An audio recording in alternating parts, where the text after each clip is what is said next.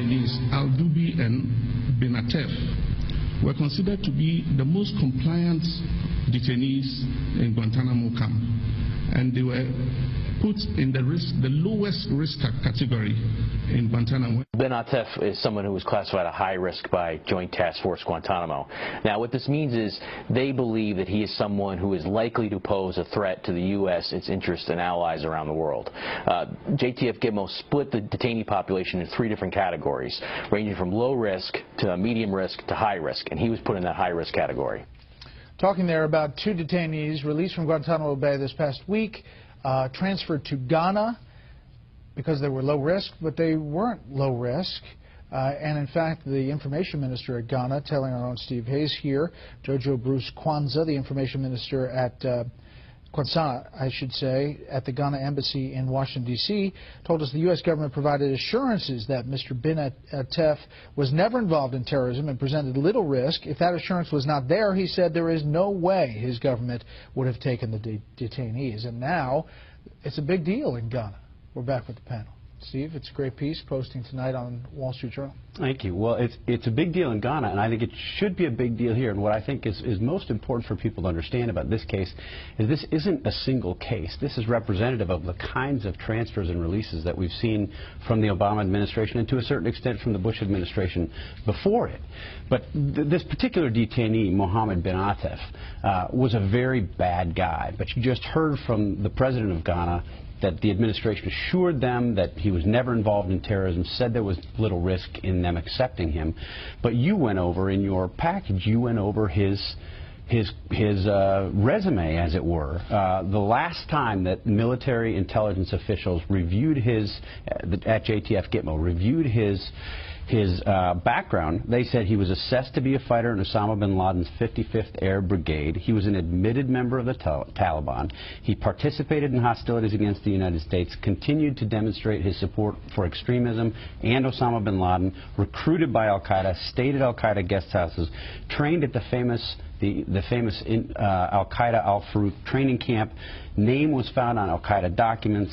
He has threatened to kill U.S. citizens and, as you pointed out, slit their throats.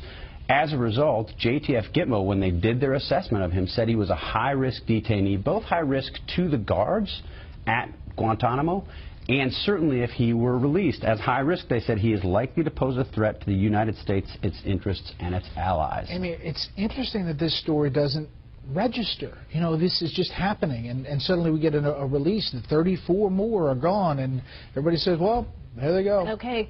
Well, part of it is that Congress has made itself pretty clear about what it says. We're not going to bring any of these to the U.S.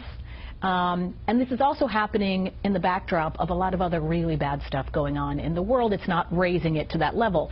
If we do see one of those people who's been released end up either dead because of a drone strike or in some sort of attack somewhere else, absolutely, this will become a bigger story. Steve, quickly before I come to you, Charles, Al-Quso is this guy that was released from GITMO, is now the head of the al-Qaeda in the Arabian Peninsula arm. One of the leaders of al-Qaeda in the Arabian Peninsula, released in July of 2012.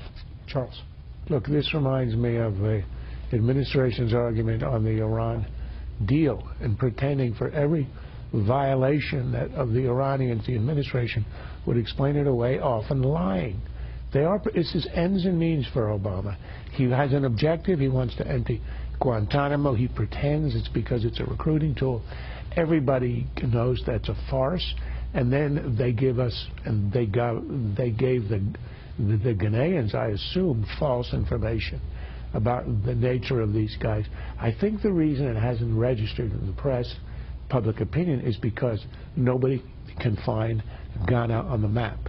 But when they try to send one of these miscreants into the U.S., it will be a huge story. And that's why they're trying to send them abroad. And very quickly, first, the NSC says they'll let the Ghana statement stand, and they're not going to comment on these documents released by WikiLeaks.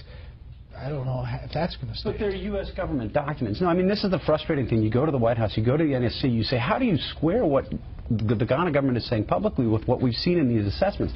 Look, this is a formerly top-secret risk assessment produced by military and intelligence experts at GITMO. Either it's right or it's wrong, but the administration won't say it. And last thing quickly on the news media, it's not that the news media isn't covering it, it's that they're covering for the administration. The New York Times, in describing a release just yesterday, sending 10 detainees to Oman, described them as lower-level detainees. They are not. 5 of them were high risk, 5 of them were medium risk, and even medium risk means a possibility of taking action against the United States.